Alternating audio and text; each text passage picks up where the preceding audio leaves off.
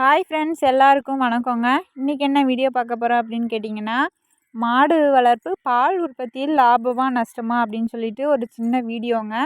இது எனக்கான வீடியோ தான். நான் எனக்கு லாபம் கிடைக்குதா நஷ்டம் கிடைக்குதா அப்படின்னு இந்த வீடியோவில் ஷேர் பண்ணிக்கிறேங்க.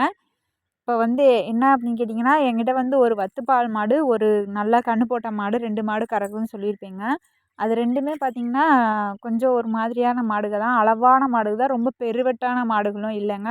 ஒரு மாடு பார்த்திங்கன்னா ஒரு 4 லிட்டர் கறக்கும், காலையிலையும் பொழுதோடவும் வத்து மாடு. இந்த கன்று மாடு பார்த்திங்கன்னா ஒரு 10 லிட்டர் கறக்குங்க, 2 நேரமும் சேர்த்திங்க.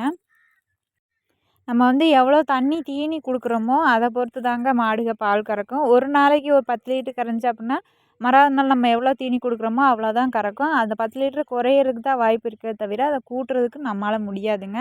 இந்த மழை காலம் இப்போ தான் மழை பெஞ்சிட்ருக்குங்க. கொஞ்சம் பச்சை விழுந்தா தான் மேய்ஞ்சு பால் கறக்கும்போது கொஞ்சம் பால் அதிகமாக கிடைக்குங்க. அப்புறம் பாலோட விலை ஒரு நாளைக்கு பார்த்திங்கன்னா ரூ. 30 போகுது. ரூ. 33 போச்சு அப்படின்னா, நமக்கு ஒரு 7 லிட்ரு ஊற்றினாலும் ஒரு நாளைக்கு ஒரு ரூ. 20, ஒரு ரூ. 30 அந்த மாதிரி சேர்த்து கிடைக்குதுங்க. சேர்த்து கிடச்சி அப்படின்னா காலையில் ஒரு ரூ. 200, பொழுதோடு ஒரு ரூ. 200, அதில் ஒரு 10, 20 சேர்த்து கிடைக்குங்க. இப்போ நான் சராசரி வருமானமாக சொல்கிறேங்க. காலையில் ஒரு ரூ. 200, பொழுதோடு ஒரு ரூ. 200 வச்சுக்கிறேன். ஒரு நாளைக்கு என்னோடய வருமானம் ரூ. 400. அதில் எவ்வளோ செலவு வருதுன்னு கேட்டிங்கன்னா, மாடு தீவனம் ஒரு மூட்டை நான் இப்போ குச்சி தீவனம் தாங்க எடுத்து போட்டுட்ருக்கேன். மாடு தீவனம் ஒரு மூட்டை பார்த்திங்கன்னா ரூ. 1750 எடுத்துகிட்ருக்கோம். ஒரு மாட்டுக்கு ஒரு மூட்டை, ஒரு மாதத்துக்கு. 2 மாட்டுக்கு 2 மூட்டை எடுக்கணுங்க ஒரு மாதத்துக்கு. அப்போ இப்போ பார்த்திங்கன்னா ரூ. 3500 ஆச்சுங்க மாட்டு தீவனம் மட்டும். அது மட்டும் இல்லாமல் நம்ம இது சோளப்பயிர் போட்டிருக்கோம். 1 கிலோ சோளம் பார்த்திங்கன்னா ரூ. 70 வாங்கிட்டு போட்டிருக்கீங்க. அந்த சோளப்பயிர் பார்த்திங்கன்னா ஒரு 5 மாதத்துக்கு வரும். அந்தானே இழுச்சு அப்படின்னா 5 மாதத்துக்கு தாங்க வரும்.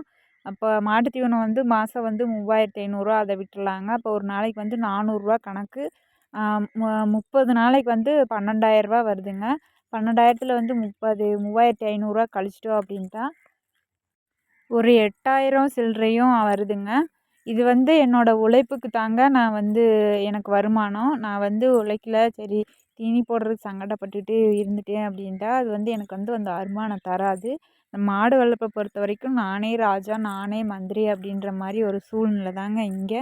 இந்த மீதி இருக்கிற காசு என்னோடய வருமானம், என்னோடய உழைப்புக்கு. யாருமே தன்னோட கையை நம்பி வேலை செய்யும்போது மட்டும்தாங்க லாபம் பார்க்க முடியும்.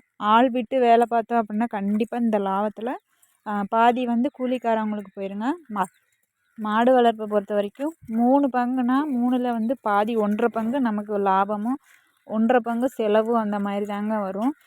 யாராவது புதுசாக விவசாய சம்மந்தமான தொழிலில் போய் செய்யணும் அப்படின்னா, நம்ம போயிட்டு ஃபஸ்ட்டு விவசாயம் செய்கிறத விட போயிட்டு ஃபஸ்ட்டு ஒரு 4 மாட்டை வாங்கி கட்டி பால் கறந்து ஊற்றிட்டு அதுலேருந்து வர வருமானத்தை காட்டில் போட்டு எல்லாமே வச்சு எடுக்கும்போது நமக்கு அது ஒரு வருமானமாக வருதுங்க.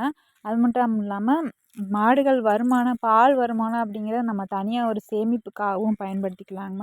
தோட்டத்து வெள்ளாமை அப்படிங்கிறத போட்டுட்டு மீதி இருக்கிற காசெல்லாம் நம்ம சேமிப்பு அப்படின்ற ஒரு விஷயத்துக்காக என்னை பொறுத்த வரைக்கும் நான் அந்த மாதிரி தாங்க சேமிச்சிட்ருக்கிறேன். எப்படி சேமித்தேன் அப்படிங்கிறத அடுத்த ஒரு வீடியோவில் தெளிவாக சொல்கிறேங்க. நன்றி, வணக்கம்.